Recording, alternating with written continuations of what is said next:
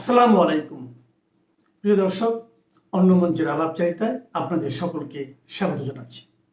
মন্ডলী, এই মুহূর্তে আপনারা আমাকে যে যেখান থেকে দেখছেন এবং পরবর্তী যে যেখান থেকে দেখবেন, আপনাদের সকলকে জানাই আমার প্রাণঢালা অভিনন্দন এবং শুভেচ্ছা। আপনারা এতক্ষণ হয়তো বুঝতে পারছেন যে আমি কি বলবো, যে আমাদের মহামান্য স্বাধীনতা 02-2024 জঙ্গি নেতা হাসনাত আবদুল্লাহ সেনাপ্রধান এগুলো কেন করলেন?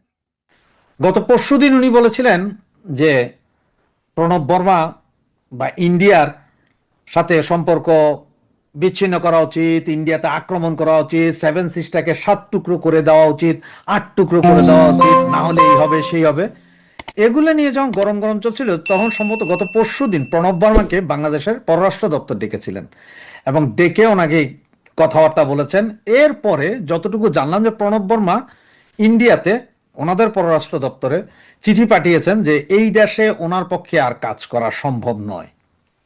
সুতরাং এটা দুই দেশের কূটনীতিকদের ব্যাপার, তারা কি করবেন না করবেন সেটা যেহেতু তাদের ব্যাপার।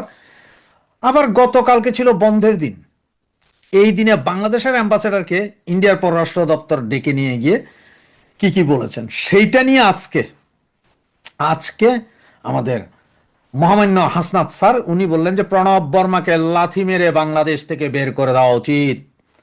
তার কারণ কি ভাই?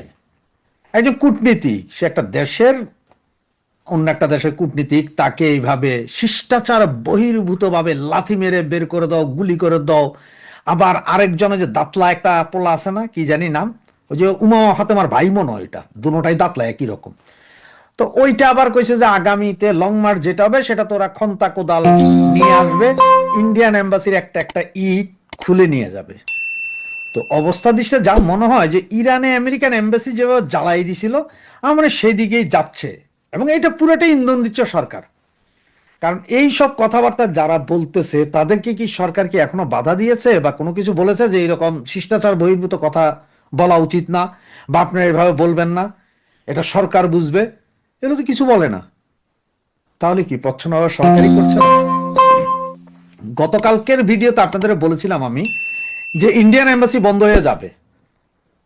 তো অনেকে বলেছিলেন ভাই কবে বন্ধ হবে, কেমনে বন্ধ হবে? ভাই কবে বন্ধ হবে, কেমনে বন্ধ হবে সেইটা তো আর আমার হাতের উপর না, যে আর এটা বলাও যায় না যে কোন একটা দেশের এম্বাসি আজকেই বন্ধ হয়ে যাবে, কালকেই বন্ধ হয়ে যাবে যদি যুদ্ধ না লাগে।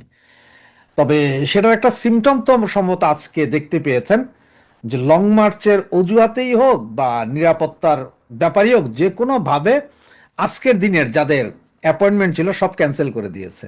মানে ভিসা প্রত্যাশী, ভিসা প্রাপ্তরা সব আজকে টোটাল ওদের অফিসগুলো বন্ধ এবং ওরা বলছে পরবর্তী নির্দেশ না দেওয়া পর্যন্ত এই কার্যক্রম বন্ধ। কালকেও খুলতে পারে, পরশুও খুলতে পারে, বা 15 দিন পরেও খুলতে পারে।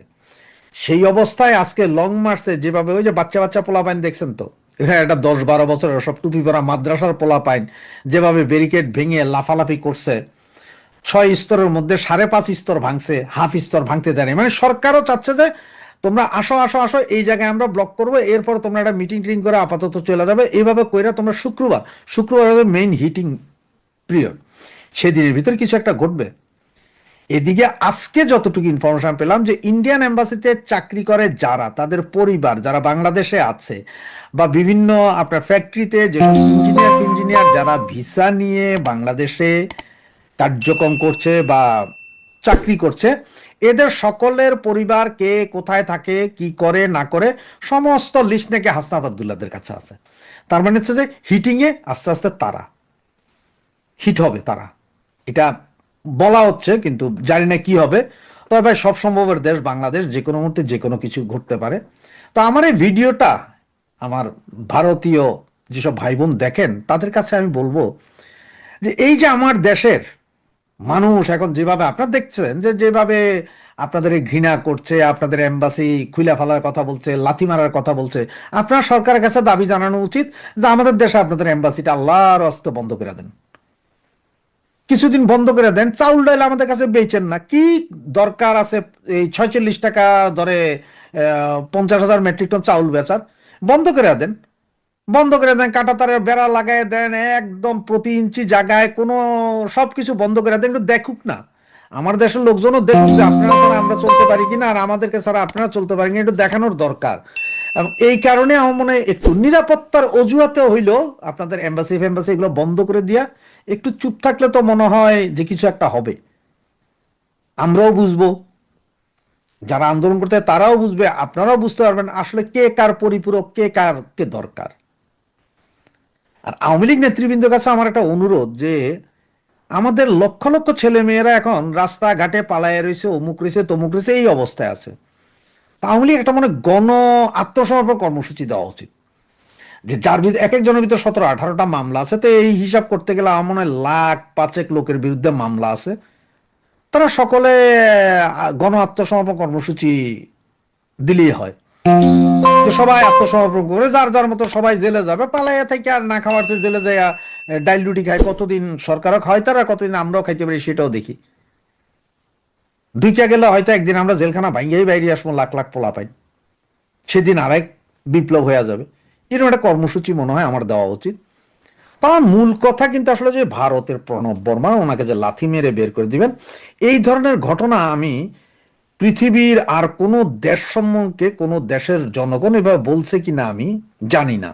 এখন আপনারা অনেক বলতে পারেন যে ভাই এরা জনগণ না, ভাই এরা জনগণ না তো এরা কি কুত্তা বিলাই না, এরা জনগণ, সন্ত্রাসী জনগণ আকার যাই হব, যেহেতু দেশটাই চলতেছে সন্ত্রাসী সরকারের মাধ্যমে, সে তাদের সরকার সন্ত্রাসী হবে। তো এখন প্রণব বর্মাকে আজকে লাথি মারতে চাচ্ছে, কালকে আবার আরেকজনকে লাথি মারতে চাইবে। তবে এই হাসনাত আব্দুল্লাহর মাথায় কিছু আছে, কারণ সে জানে যে প্রণব বর্মা যেহেতু বলে দিয়েছে যে এই দেশ আর কাজ করতে সে ইচ্ছুক না, সুতরাং তাদের সরকার হয়তো তাকে উঠে নিয়ে অন্য কাউকে দিবে। সে হয়তো কালকে বলবে যে দেখছো, আমি যখন বলেছি লাথি মেরে প্রণব বর্মাকে বের করে দেওয়া উচিত, তখনই প্রণব বর্মাকে নিয়ে গেছে। আর এই হাসনাত আব্দুল্লাহর 2 দিন আগে হাসনাত আব্দুল্লাহর হুমকিতে যেহেতু ইন্ডিয়ার মাথা একটু নড়ছে, ওনারা যেহেতু ইয়েকে নিয়ে গেছে, কাকে, বাংলাদেশের অ্যাম্বাসেডারকে নিয়ে যে কিছু বলছে, সেটার বিপরীতে আজকে আবার হাসনাত বলল যে ওরে ডাকছো, তার আগে এরে লাথি মেরে বের করে দেওয়া উচিত। আমার মনে হয় আরেকটু আপনাদের স্ট্রং হওয়া উচিত। কাঁটাতারের বেড়া দিচ্ছেন, দেন, আরো দেন, আরো দেন, আরো দেন, পুরা বাংলাদেশের চতুর্দিকে কাঁটাতারের বেড়া দেন, সমস্যা নেই। কিন্তু আমার মনে হয় যে ভারতীয় এম্বাসি সবগুলোই আসলে এখন উঠায় নিয়ে যাওয়া উচিত, অথবা আমাদের উপর একটু অর্থনৈতিক অবরোধ দেওয়া উচিত। যদি ভারতের সেই ক্যাপাসিটি থাকে যে আমাদের উপরে একটা অর্থনৈতিক অবরোধ দিতে পারবেন, যদি ক্যাপাসিটি থাকে তাহলে দেন। যদি ভারতীয়রা আপনারা মনে করেন যে বাংলাদেশের সাথে সম্পর্ক না থাকলে আপনারা মারা যাবেন না বা না খেতে পেরে মরবেন না, তেমন যদি মনে করেন তাহলে একটা অর্থনৈতিক অবরোধ দেন, কূটনীতিক সম্পর্ক ছিন্ন করেন, দেখেন না কি হয়। তো আমার মনে হয় না আপনারা পারবেন। তার কারণ হচ্ছে যে আমার সম্ভবত ঢাকা শহরে এখন 13টা পারমাণবিক অস্ত্র নাকি ওই নদী নালা খালে বিলে রেডি করে রাখছে, পাকিস্তানিরা এনে দিয়েছে, এবং কয়েক হাজার জ্যামার নাকি সারা বাংলাদেশে লাগাই দিয়েছে পাকিস্তানিরা। সেটার বলে এখন আমরা বলিয়ান, আমরা 7 সিস্টার ভাঙছি। ওইদিকে আবার আপনাদের সাবেক বিচ্ছিন্নতাবাদী নেতা, কি জানি নাম, ভারতের বিচ্ছিন্নতাবাদী নেতা, যাকে এক সময় বাংলাদেশ সরকার ধরে ভারতের হাতে তুলে দিয়েছিলেন, তিনি ভারতে গিয়ে স্বাভাবিক জীবনে ফিরে এসেছিলেন, সেই ভদ্রলোক এখন আবার ঢাকা শহরে ঘুরছেন। আজকে 1 মাস ধরে বিশেষ প্রটোকলে তিনি বিভিন্ন জায়গায় ঘুরছেন। এগুলো কিন্তু এখন কথা চাউর হচ্ছে, চলছে। সুতরাং কি হবে সেটা ভবিষ্যৎ জানে। তবে ভারতীয় সরকারও কি সিদ্ধান্ত নেয় সেটাও দেখার বিষয়। আর আমাদের হাসনাত আব্দুল্লাহ তারা যেহেতু আজকের কর্মসূচি ওনাদের হিসাবে মোটামুটি সফল, এবং আমার হিসাবেও মোটামুটি সফল, খারাপও করে নাই এরা। এরা তো 5.5 স্তরের নিরাপত্তা তো ভেঙে দিছে। আর হাফ স্তরের নিরাপত্তা সম্ভবত তারা আজকেই করতে চায় না এইসব, কারণ লাথি মারবে, কোপাইবে, কিছু মারবে, এরপরে যায় হয়তো ইরানের মতন ভারতীয় দূতাবাস মুতাবাস যা আছে সবগুলোতে আগুনও লাগাই দিতে পারে। কি করবে সেটা হচ্ছে যে তাদের বিষয়। সুতরাং আপনারা এতক্ষণ হয়তো হাসনাত আব্দুল্লাহ সেই ভিডিওটা সকলেই দেখেছেন, যেখানে বলছেন উনি লাথি মেরে ভেঙে দিবেন। তো দেখেন কি হয়, আপনারাই ভালো বুঝেন, ভারতীয় যারা আছেন তারা ভালো বুঝেন, বাংলাদেশি যারা আছেন তারা ভালো বুঝেন। চলুক এভাবে, আমরা দেখতে থাকি। হাদির মৃত্যু কিন্তু বাংলাদেশেই হয়েছে। হাদির যে অঙ্গ প্রত্যঙ্গগুলি জীবিত ছিল সেগুলিকে কৃত্রিম উপায়ে জীবিত রাখা হয়েছিল, ভেন্টিলেশনের মাধ্যমে রাখা হয়েছিল। হাদির মাথার যে খুলি সেটি বের করে রাখা হয়েছিল কৃত্রিম উপায়ে, সেগুলিকে প্রিজার্ভ করে রাখা হয়েছিল।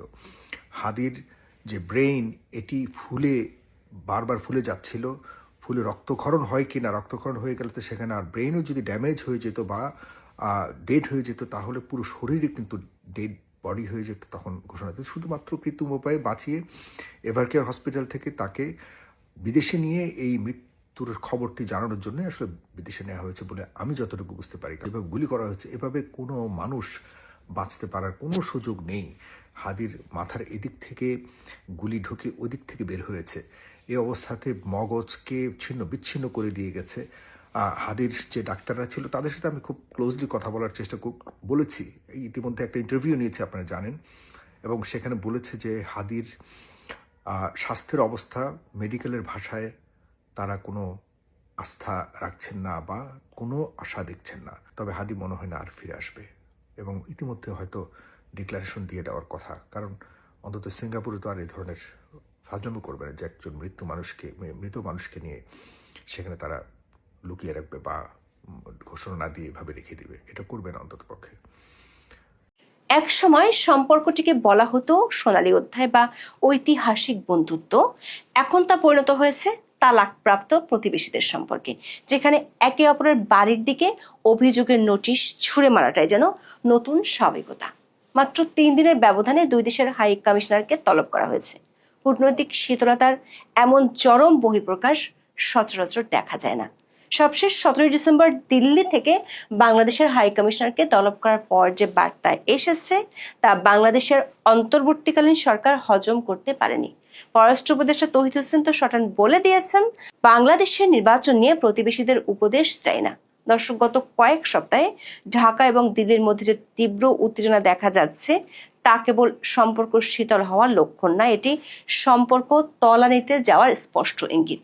একে যদি একটি বলিউড বা ঢালিউড সিনেমা বলা যায়, তবে নিঃসন্দেহে এর নাম হবে চোখের বদলে চোখ, দ্য টিট ফর ট্যাট। প্রশ্ন হলো, কেন ওসমান হাদি গুলিবিদ্ধ হওয়ার পর থেকে ডিসেম্বরের 17 তারিখ পর্যন্ত মাত্র 1 সপ্তাহে সম্পর্কের পারদ এত চড়ে গেল? তাও আবার নির্বাচনের আগে কেন? উত্তেজনার পারদ যদি বাড়ে তাহলে সামনের দিনগুলোতে কি বড় কোনো সিদ্ধান্ত আসতে পারে? ভারত বাংলাদেশের মধ্যকার সাম্প্রতিক এই উত্তেজনার পটভূমি বুঝতে হলে গত বছর আগস্ট মাসের বরফকে বুঝতে হবে। সাবেক প্রধানমন্ত্রী শেখ হাসিনার পতনের পর থেকেই এই সম্পর্ক তার পুরনো উষ্ণতা হারায়। তখন বাংলাদেশের সরকার সমর্থকরা ব্যাপকভাবে ভারত বিরোধী বক্তব্য দিতে শুরু করেন। এমনকি অভিযোগ উঠেছিল অন্তর্বর্তী সরকারের উপদেষ্টাদের পক্ষ থেকে বিতর্কিত মানচিত্র পোস্ট করা হয়েছিল, যেখানে ভারতের উত্তর পূর্বাঞ্চলের অংশগুলো বাংলাদেশের সঙ্গে জুড়ে একটি বৃহত্তর বাংলাদেশ দেখানো হয়েছিল। দিল্লি এটিকে চরম উস্কানি হিসেবে দেখেছিল। আবার ভারতে বসে অনলাইনে শেখ হাসিনার বক্তব্য দেওয়াকে কেন্দ্র করে বাংলাদেশের পক্ষ থেকে ভারতের কাছে একাধিকবার সরকারি পর্যায়ে নালিশ জানানো হয়, কিন্তু ভারত তাতে খুব একটা করেনি কখনোই। শেখ হাসিনার পতনের পর ভারত বাংলাদেশের মধ্যে বাণিজ্য ক্ষেত্র চোখের বদলে চোখ নীতি শুরু হয়। দিল্লি লজিস্টিক সমস্যার কথা বলে ট্রান্সশিপমেন্ট সুবিধা বন্ধ করে দেয়, আর ঢাকা পাল্টা হিসেবে ভারত থেকে সুতা আমদানিতে বিধিনিষেধ আরোপ করে। পরে ভারত কিছু বাংলাদেশি পণ্যের স্থল প্রবেশও নিষেধাজ্ঞা দেয়। শেখ হাসিনাকে ফেরত দেওয়ার জন্য এ নিয়ে 2 দফা বাংলাদেশের পক্ষ থেকে ভারতের কাছে আবেদন করা হয়েছে। তবে শুরু থেকেই ভারত সরকার বলে আসছিল শেখ হাসিনা দেশটিতে অতিথি হিসেবে আছে। ভারত সরকার যে শেখ হাসিনাকে ফেরত দিবে না সেটি বাংলাদেশের অন্তর্বর্তী সরকার বুঝে ফেলেছে, যে কারণে দেশটির পররাষ্ট্র উপদেষ্টা তৌহিদ হোসেন কোনো ধরনের রাগ ঢাক না রেখেই বলেছেন, ভারত সরকার ফেরত না দিতে চাইলে বাংলাদেশের কিছুই করার নেই। শেখ হাসিনা ভারতে থাকা এবং ভারত থেকে তার বক্তব্য দেখে ঘিরে 2 দেশের মধ্যকার উত্তেজনা সত্ত্বেও দেশ দুটির মধ্যকার অর্থনৈতিক ও বাণিজ্যিক সম্পর্ক ঠিকঠাকই ছিল। 15 ডিসেম্বর সচিবালয়ে বাংলাদেশের অর্থ উপদেষ্টা সাংবাদিকদের বলেছিলেন, মূল্যস্ফীতির চাপ সামলাতে বাংলাদেশের অন্তর্বর্তী সরকার ভারত থেকে 50,000 টন চাল কেনার সিদ্ধান্ত নিয়েছে। এমনকি 17 ডিসেম্বর যখন ঢাকায় ভারতীয় হাই কমিশনার ঘেরাও কর্মসূচির ডাক ওঠে, তখনও গণমাধ্যমের খবরে বলা হলো 3 মাস বন্ধ থাকার পর বেনাপোল স্থলবন্দর দিয়ে ভারত থেকে পেঁয়াজ আমদানি শুরু হয়েছে। প্রতি কেজির আমদানির দাম পড়েছে 43 টাকা। আমদানি শুরু হওয়ায় দেশের বাজারে দাম কমেছে কেজিতে অন্তত 40 টাকা। সোমবার ও বুধবার 2 দিনে 120 মেট্রিক টন পেঁয়াজ ভারতের পেট্রাপোল বন্দর দিয়ে বেনাপোলে আসে। তবে অর্থনীতি আর বাণিজ্যের এই সম্পর্ককে ছাপিয়ে দুই দেশের কূটনৈতিক আর রাজনৈতিক সম্পর্কে যে উত্তেজনা তা আবারও হঠাৎ বেড়ে গেল গত 12ই ডিসেম্বরের পর থেকে। 12ই ডিসেম্বর ঢাকার রাস্তায় প্রকাশ্যে গুলিবিদ্ধ হন ইনকিলাব মঞ্চের মুখপাত্র শরীফ ওসমান হাদী। তিনি এখন সিঙ্গাপুরে চিকিৎসাধীন। হাদির উপর হামলার পর দিনই অধ্যাপক ইউনূসের সাথে দেশের 3টি রাজনৈতিক দলের বৈঠক হয়। বৈঠক থেকে বের হয়ে এনসিপির আহ্বায়ক নাহিদ ইসলাম প্রকাশ্যে দাবি তোলেন, শেখ হাসিনা ভারতে বসে কথা বলার পেছনে ভারতের প্রত্যক্ষ বা পরোক্ষ সমর্থন থাকতে পারে। এজন্য ঢাকার ভারতীয় হাই কমিশনারকে তলব করে কৈফিয়ত তলব করতে হবে। নাহিদ ইসলামের দাবির পরদিনই বাংলাদেশের পররাষ্ট্র মন্ত্রণালয় ঢাকায় ভারতীয় হাই কমিশনার প্রণয় ভার্মাকে তলব করে। তলবের মূল কারণ কি ছিল? ভারতের মাটিতে বসে শেখ হাসিনা কিংবা কার্যক্রম নিষিদ্ধ আওয়ামী লীগের পলাতক নেতাদের উস্কানিমূলক বক্তব্য। ঢাকা অভিযোগ করে তারা বাংলাদেশের বিরুদ্ধে ষড়যন্ত্র ও নির্বাচন বানচালের চেষ্টা করছে। বাংলাদেশ শেখ হাসিনার পাশাপাশি সাবেক স্বরাষ্ট্রমন্ত্রী আসাদুজ্জামান খান কামালকে দ্রুত ফেরত চায়। দর্শক, এ নিয়ে বিগত 16 মাসে অন্তর্বর্তী সরকার ভারতীয় হাই কমিশনারকে অন্তত 5 বার তলব করেছে, কিন্তু ক্লাইম্যাক্স এখানেই থামেনি। এই উত্তেজনার মধ্যেই সরকার সমর্থক শক্তিগুলো আরো বড় হুমকি নিয়ে আসে। এনসিপি নেতা হাসনাত আব্দুল্লাহ প্রকাশ্যে ঘোষণা করেন তিনি ভারতের অভ্যন্তরীণ নিরাপত্তার জন্য সবচেয়ে স্পর্শকাতর এলাকা ভারতের 7 সিস্টার্স ভাঙ্গার জন্য ভারতীয় বিচ্ছিন্নতাবাদীদের সাহায্য করবেন। একই দিনে জুলাই ঐক্য ভারতীয় দূতাবাস ঘেরাও করার কর্মসূচি ঘোষণা করে। দিল্লির জন্য এই হুমকি ছিল যেন সরাসরি তাদের রান্নাঘরে আগুন লাগানো, যা নয়াদিল্লির নিরাপত্তা উদ্বেগকে বহুগুণ বাড়িয়ে দেয়। ভারতের পররাষ্ট্র মন্ত্রণালয়ের সূত্রগুলো বলছে, এই উত্তেজনা কেবল কূটনৈতিক বাক বিতণ্ডার মধ্যে সীমাবদ্ধ থাকছে না, বরং তা তার ঢাকা মিশনের নিরাপত্তাকে হুমকির মুখে ফেলেছে। 17 ডিসেম্বর ভারতীয় দূতাবাস ঘেরাও কর্মসূচিতে ডাকসুর সাহিত্য ও সাংস্কৃতিক সম্পাদক মোসাদ্দেক আলী ইবনে মোহাম্মদ নতুন করে হুমকি দিয়েছেন। তিনি বলেছেন, পরের বার তারা খন্তা কোরাল নিয়ে আসবে এবং ভারতীয় হাই কমিশনার একটা ইটও আস্ত রাখা হবে না। দর্শক, ঢাকার 15 ডিসেম্বরের তলব এবং হাসনাত আব্দুল্লাহর ঘোষণার 3 দিনের মাথায় নয়াদিল্লি পাল্টা জবাব দিল। 17 ডিসেম্বর ভারতের পররাষ্ট্র মন্ত্রণালয় দিল্লিতে বাংলাদেশের হাই কমিশনার এম রিয়াজ হামিদুল্লাহকে তলব করে। কূটনৈতিক বিশ্লেষকরা মনে করেন, ভারতের এই পদক্ষেপটি ছিল স্পষ্টতই কূটনৈতিক জগতে যাকে টিট ফর ট্যাট বলা হয় তারই প্রতিফলন। আব্দুল্লাহর বক্তব্যে কড়া প্রতিক্রিয়া এসেছে আসামের মুখ্যমন্ত্রী হিমন্ত বিশ্ব শর্মার কাছ থেকে। ভারতীয় সংবাদ মাধ্যমে প্রকাশিত খবর অনুযায়ী মিস্টার শর্মা বলেছেন, বাংলাদেশের নেতারা যদি ভারতের মূল ভূখণ্ড থেকে দেশের উত্তর পূর্বাঞ্চলকে বিচ্ছিন্ন করার হুমকি দেওয়া অব্যাহত রাখেন, তাহলে নয়াদিল্লি বেশি দিন চুপ থাকবে না। বিবিসি বাংলার খবরে বলা হয়েছে, ভারতের রাজধানীর বুকে একেবারে আক্ষরিক অর্থে এক রাতের মধ্যে বদলে গেল দিল্লি ও ঢাকার সম্পর্কের রূপরেখা। মঙ্গলবার সন্ধ্যাতেও যেখানে দিল্লিতে বাংলাদেশের রাষ্ট্রদূতের আমন্ত্রণে ভারতের বর্তমান ও সাবেক কূটনীতিকরা, সেনা কর্মকর্তা বা থিঙ্ক ট্যাঙ্ক ফেলোরা দুদেশের ঐতিহাসিক মৈত্রীর উদযাপনে ব্যস্ত ছিলেন, পরদিন বুধবার সকালে সেই রাষ্ট্রদূতকে সাউথ ব্লকে তলব করে একগুচ্ছ প্রতিবাদ জানিয়ে রাখলো দিল্লি। দর্শক, বাংলাদেশের হাই কমিশনারকে তলব করার পর ভারতীয় পররাষ্ট্র মন্ত্রণালয় যে বিবৃতি প্রকাশ করেছে তার শব্দগুলো ছিল কূটনৈতিকভাবে কিছুটা আক্রমণাত্মক। এই বিবৃতিতে 3টি প্রধান পয়েন্ট ছিল, যা ঢাকার সাম্প্রতিক অভিযোগ এবং পদক্ষেপগুলোকে বাতিল করে দেয়। ভারত সবচেয়ে বড় উদ্বেগ জানায় ঢাকায় অবস্থিত তাদের কূটনৈতিক মিশনগুলোর নিরাপত্তা নিয়ে। বিজ্ঞপ্তিতে বলা হয়, কিছু চরমপন্থী গোষ্ঠী ভারতীয় হাই কমিশনকে কেন্দ্র করে নিরাপত্তার সংকট তৈরির পরিকল্পনা ঘোষণা করেছে। এই উদ্বেগের প্রমাণ দেখা গেছে যখন চলমান নিরাপত্তা পরিস্থিতির কারণে ভারতীয় ভিসা আবেদন কেন্দ্র আইভ্যাক বন্ধ করে দেওয়া হয়। ভারত বিবৃতিতে জানিয়েছে, বাংলাদেশের সাম্প্রতিক কয়েকটি ঘটনাকে কেন্দ্র করে চরমপন্থী মহল যে ভুয়া বয়ান বা ফলস ন্যারেটিভস তৈরি করার চেষ্টা করছে, ভারত তা সম্পূর্ণভাবে প্রত্যাখ্যান করে। এই মিথ্যা কাহিনী বলতে সরাসরি ঢাকার সেই বয়ানকে বাতিল করে দেওয়া হলো, যেখানে বলা হয়েছিল শেখ হাসিনা ভারতে থেকে সন্ত্রাসী কর্মকাণ্ডে উস্কানি দিচ্ছেন অথবা শরীফ ওসমান হাদির হামলাকারীরা ভারতে আশ্রয় নিয়েছে। দিল্লি প্রকান্তরে বোঝাতে চায়, ঢাকার এই অভিযোগগুলো রাজনৈতিক উদ্দেশ্যপ্রণীত এবং ভিত্তিহীন। এটি ভারতের দীর্ঘমেয়াদী কৌশলগত সিদ্ধান্ত। তারা আপাতত শেখ হাসিনাকে প্রত্যর্পণের ঝুঁকি নেবে না, কারণ এতে ভারতের অন্যান্য মিত্রদের কাছে দিল্লি একটি অবিশ্বস্ত সহযোগী হিসেবে পরিচিত হতে পারে। ভারতীয় পররাষ্ট্র মন্ত্রণালয় বরং উল্টো অভিযোগ করেছে বাংলাদেশের অন্তর্বর্তী সরকার এখনো সম্পূর্ণ তদন্ত চালায়নি এবং ভারতকে প্রাসঙ্গিক প্রমাণ শেয়ার করেনি। দর্শক, কূটনৈতিক দৃষ্টিকোণ থেকে এটি বাংলাদেশের অন্তর্বর্তী সরকারের প্রশাসনিক দক্ষতা এবং তদন্তের সত্যতা নিয়ে প্রশ্ন তোলার শামিল। ভারত প্রমাণ দাবি করার মধ্য দিয়ে ঢাকার অভিযোগের ভিত্তি নিয়ে সন্দেহ প্রকাশ করলো। দিল্লি কি তাহলে এটা বার্তা দিতে চাইছে আন্তর্জাতিক সম্পর্ক আবেগের উপর চলে না, সুনির্দিষ্ট তথ্য প্রমাণের ভিত্তিতে পদক্ষেপ নিতে হয়? যদি তাই হয় তাহলে এই মন্তব্য বাংলাদেশের সরকার পক্ষের জন্য সেটি হতে পারে একটি কূটনৈতিক আঘাত। বিবৃতির 3 নম্বর পয়েন্টে ভারত বন্ধুত্বপূর্ণ সম্পর্কের কথা পুনর্ব্যক্ত করে এবং বাংলাদেশের শান্তিপূর্ণ পরিবেশে অবাধ, সুষ্ঠু, অন্তর্ভুক্তিমূলক ও বিশ্বাসযোগ্য নির্বাচন আয়োজনের আহ্বান জানায়। এই উপদেশ বা নসিহতই ছিল বাংলাদেশের জন্য শেষ পেরেক। অবশ্য ভারতের এই নসিহত নিয়ে তীব্র আপত্তি জানিয়েছে বাংলাদেশের পররাষ্ট্র উপদেষ্টা তৌহিদ হোসেন। তিনি দিল্লিতে হাই কমিশনারকে তলব করা এবং নির্বাচন নিয়ে ভারতের উপদেশ দেওয়া উভয় বিষয়ে আপত্তি জানান। তিনি কার্যত ভারতের অতীত ভূমিকা নিয়ে প্রশ্ন তুলেন। তৌহিদ হোসেন বলেন, বাংলাদেশে নির্বাচন কেমন হবে এটা নিয়ে তারা প্রতিবেশীদের উপদেশ চান না, এটা সম্পূর্ণ অগ্রহণযোগ্য মনে করেন তিনি। অবশ্য কূটনীতিক হিসেবে তৌহিদ হোসেন হাসনাত আবদুল্লাহর মতো নেতাদের ভারত বিরোধী উস্কানিমূলক মন্তব্য থেকে সরকারকে দূরে রেখেছেন। বলেছেন, বাংলাদেশ কোনো সন্ত্রাসবাদে বিশ্বাস করে না, বাংলাদেশ কোনো বিচ্ছিন্নতাবাদীকে তার ভূমিতে আশ্রয় দিবে না।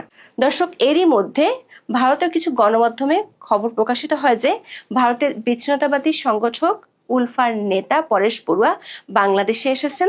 অবশ্য এই খবরের পক্ষে বা বিপক্ষে দেশ দুটির সরকারি পর্যায় থেকে কোনো বক্তব্য বা বিবৃতি দেওয়া হয়নি। বাংলাদেশের পররাষ্ট্র উপদেষ্টা কূটনৈতিকভাবে ভারতের কাঁধে শেখ হাসিনাকে নিয়ন্ত্রণের ভার চাপিয়ে দেন। তিনি বলেন, ভারত যদি শেখ হাসিনাকে থামাতে না চায় তাহলে বাংলাদেশ তাকে থামাতে পারবে না। তিনি বলেছেন, বাংলাদেশ চায় ভারত শেখ হাসিনাকে থামাক, যাতে বাংলাদেশের নির্বাচনের জন্য একটা পরিবেশ সৃষ্টি হয়।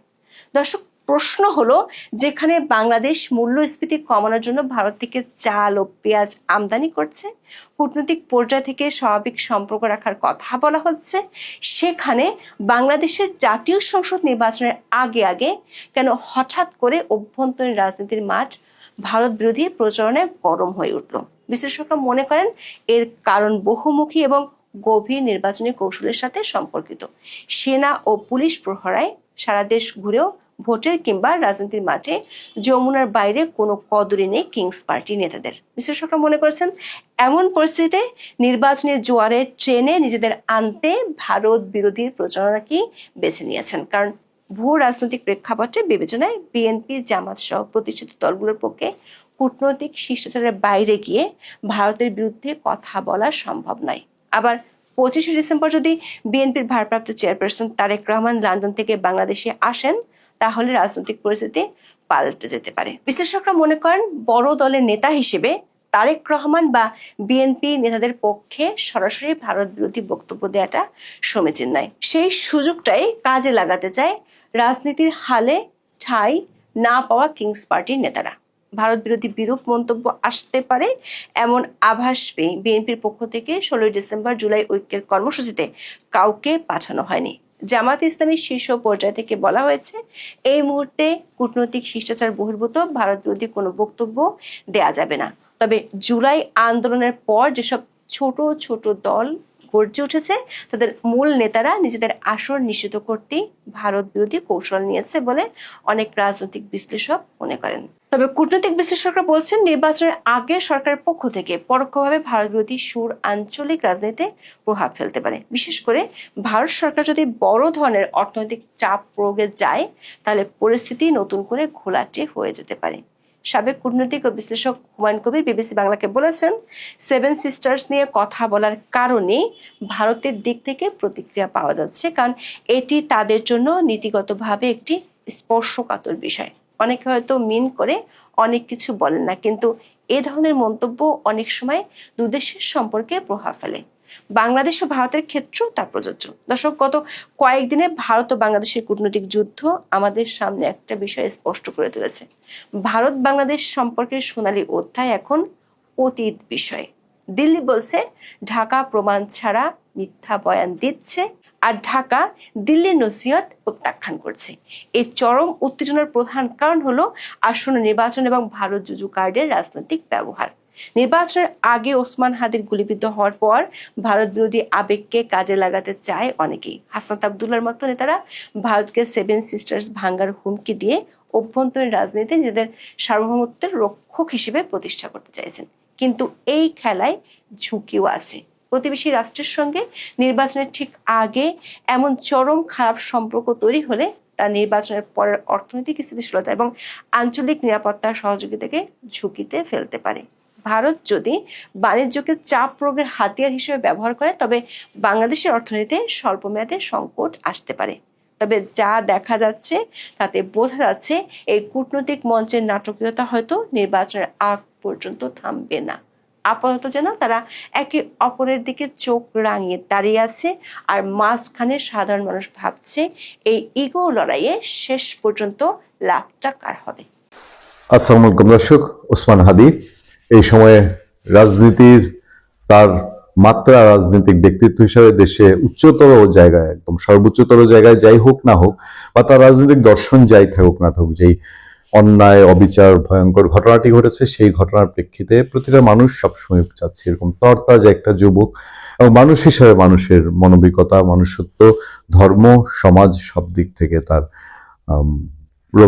এই আশঙ্কাজনক অবস্থা থেকে তার ফিরে আসা, এই প্রত্যাশা সবারই। এবং আমরা একটা আলোচনায় আপনাদেরকে বলেছি যে এখন পর্যন্ত মিরাকেল, প্রকৃতি, উপরওয়ালা, সৃষ্টিকর্তা, আল্লাহ, ভগবান যাই বলেন, সেই যে যার বিশ্বাসে বলেন, তার এক অলৌকিকতা না থাকলে এইরকম সিচুয়েশন একটা মানুষ এখনো চিকিৎসা নিতে পারছেন, সেটা একটা অলৌকিকতা। তার চেয়ে আরো বড় অলৌকিকতা কিছু ঘটুক, একটা তরুণ যুবক তার শেষ নিঃশ্বাসটুকু চলে না যাক, সেই প্রত্যাশা জাতি যখন সবার, তখন এই দুঃসংবাদটি আপনাদের সামনে জানানোর জন্য বসা। হঠাৎ করে এই খবরটা নিশ্চয়ই দুঃসংবাদ, কারণ একটা দায়িত্বশীল জায়গা থেকে খবরটা জানানো হয়েছে। প্রধান উপদেষ্টা ডক্টর মোহাম্মদ ইউনূসের প্রেস সচিব শফিকুল আলম সাহেব, তিনি তার একটি পোস্টে হাদির সর্বশেষ অবস্থা জানাতে গিয়ে বলছেন, শরীফ ওসমান হাদির অবস্থা অত্যন্ত সংকটাপন্ন।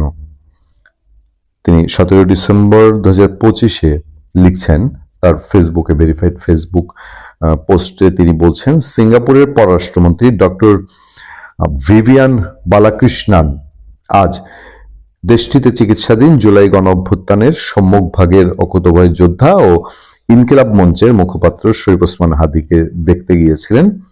রাত 9:40 ডক্টর ভিভিয়ান বালাকৃষ্ণান প্রধান উপদেষ্টা প্রফেসর মোহাম্মদ ইউনূসকে ফোন করেন এবং হাদির চিকিৎসা কার্যক্রম সম্পর্কে তাকে অবহিত করেন। তিনি জানান হাদির অবস্থা অত্যন্ত সংকটাপন্ন। প্রধান উপদেষ্টা দেশবাসীকে শান্ত থাকার আহ্বান জানিয়ে হাদির জন্য দোয়া ও প্রার্থনা করার অনুরোধ করেছেন। অবস্থা সংকটাপন্ন, এটাই হচ্ছে মূল মেসেজ। এর মধ্যে এটাও শুনেছি যে সিঙ্গাপুরের ট্রিটমেন্টও অনেকটা ফেল করার মতো, তাকে যুক্তরাজ্যে নেওয়া হতে পারে, এরকম কথাও সোশ্যাল মিডিয়ায় আমি দেখেছি। যাক, সেটা গুরুত্বপূর্ণ না। শফিকুল আলম সাহেবের ফেসবুক পোস্টের একটু ক্যারেক্টার আছে, সেই ক্যারেক্টারে ম্যাক্সিমাম পোস্টেই দেখা যায় যে হা হা হি হি রিয়েক্টটা বেশি থাকে, কটাক্ষ করা কমেন্ট থাকে, এবং কমেন্টের বেশিরভাগই তার পোস্টের বক্তব্যের সঙ্গে মিলে নাই এই জাতীয়। কিন্তু এখনো আমার সামনে যে 5-7টা পোস্ট আছে, সেই পোস্টে প্রত্যেকটাতে মানুষের ফরিয়াদ, দোয়া এবং আকুতি যে এই শরীফুল ইসলাম হাদির ওসমান হাদির তার একজন লিখছেন যে, হে পরওয়ারদিগার, তোমার কাছে করজোর মিনতি করি, ওসমান হাদিকে তোমার খাস রহমত দিয়ে আচ্ছাদিত করো, তাকে আবার সুস্থ অবস্থায় আমাদের 1,00,000 কোটি জনতার ময়দানে তাকে ফিরিয়ে দাও। মহান আল্লাহর কাছে এটুকুই চাওয়া, হাদি ভাই ফিরে আসুক। ওনার জন্য 1,00,000 কোটি মানুষ দোয়া করছে, হাদির ফিরে আসা খুবই দরকার আছে। আল্লাহ আপনি সর্বোত্তম পরিকল্পনাকারী। মহান আল্লাহ শরীফ ওসমান হাদির নেক হায়াত বাড়িয়ে দিক। ওসমান হাদি হয়তো আর ফিরে আসবে না, তবে আমরা চাই খুনি ফয়সাল দ্রুত গ্রেফতার হোক। নুরুন নবী তার কমেন্ট, আমি কয়েকটা কমেন্ট দেখছিলাম। দেখেন, ওসমান হাদির রাজনৈতিক দর্শন, তার কর্ম, তার সেগুলোর দুভাগে বিভক্ত। একটা অংশ খুবই তার এই কর্মের প্রতি অনুগত, আরেকটা অংশ খুবই সমালোচনা মুখর। সেটা যাই হোক, একজন মানুষের এই সময়টায় জীবন মৃত্যুর সন্ধিক্ষণে মানুষ হিসাবে তার সুস্থতা জানা এবং এই ঘটনাটির প্রেক্ষিতে ওই ওসমান হাদির পরিণতি কি হয় সেটার সাথে বাংলাদেশের রাজনীতি এখন ওতপ্রোতভাবে জড়িত হয়েছে। শুধু বাংলাদেশের রাজনীতি না, এটার সাথে যে কোনোভাবেই হোক পার্শ্ববর্তী দেশ ইন্ডিয়া, এবং এই ঘটনার প্রেক্ষিতে ইন্ডিয়ার উপর একটা এফেক্ট পড়া শুরু হয়েছে বাংলাদেশের ভেতরে, এবং বাংলাদেশের সেই ভারত বিরোধিতা অন্য একটা মাত্রা যোগ করার চেষ্টা করা হচ্ছে। ফলে এই ঘটনাটি আমরা চাই যে যেটা চিন্তা করি, হয়তো প্রধান উপদেষ্টাও বলছেন যে সবাইকে ধৈর্য ধরার বা সংযত হওয়ার, তার যে বক্তব্যটি তিনি বলেছেন যে প্রধান উপদেষ্টা সবাইকে শান্ত থাকার আহ্বান জানিয়েছেন, নিশ্চয়ই সেই চিন্তা থেকে ভালো থাকবেন, সুস্থ থাকবেন, আপনার সাথে আমি